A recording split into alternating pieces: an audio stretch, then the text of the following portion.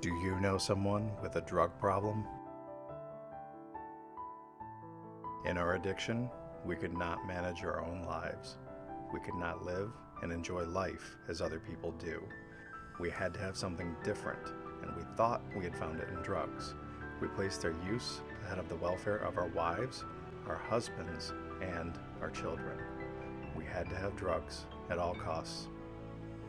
When at the end of the road, we find that we can no longer function, either with or without drugs, we all face this dilemma. What is there left to do?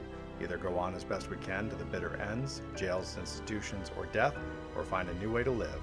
This is a simple, spiritual, not religious program known as Narcotics Anonymous. We are a fellowship of men and women for whom drugs had become a major problem. We are recovering addicts who meet regularly to help each other stay clean. Our program is a set of principles written so simply that we can follow them in our daily lives. Anyone may join us regardless of age, race, sexual identity, creed, religion, or lack of religion. We are not interested in what or how much you used, who your connections were, how much or how little you have, but only in what you want to do about your problem and how we can help. Anyone who reaches out for our help is entitled to our compassion, our attention, and our unconditional acceptance. Any addict, regardless of clean time, should be able to pour out his or her pain in an atmosphere free of judgment. Most of us have found that we are able to feel great empathy for those who suffer from our disease precisely because it is our disease. Our empathy isn't abstract, nor is our understanding. Instead, it is born in shared experience. We greet each other with the recognition reserved for survivors of the same near-fatal catastrophe. This shared experience, more than anything else, contributes to the atmosphere of unconditional love in our meetings. Narcotics Anonymous, as we know it today, began with one meeting in 1953 in Los Angeles. We grew slowly for decades, reaching 77 weekly meetings by 1973. But then, we came together and wrote our book containing the foundation of the NA program, The Basic Text.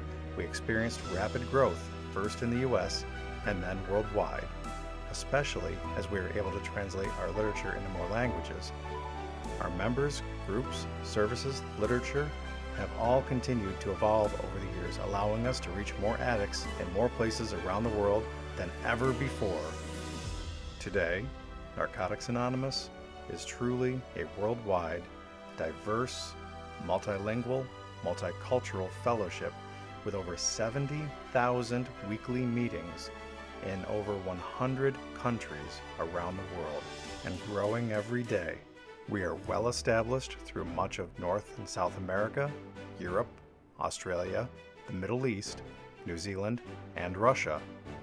NA communities continue to grow throughout the Indian subcontinent, Africa, and Asia, and our meetings are hosted in over 90 languages with literature translated in over 50, and more translations are on the way. All of the efforts of Narcotics Anonymous are inspired by the primary purpose of our groups. Upon this common ground, we stand committed. Our vision is that one day every addict in the world has a choice to experience our message in his or her own language and culture and find the opportunity for a new way of life. And what is our message? Our message is that an addict, any addict, can stop using drugs, lose the desire to use, and find a new way to live. Our message is hope and the promise of freedom. When all is said and done, our primary purpose can only be to carry the message to the addict who still suffers, because that is all we have to give. We carry our message of hope and promise of freedom so that no addict seeking recovery need ever die. We are Narcotics Anonymous.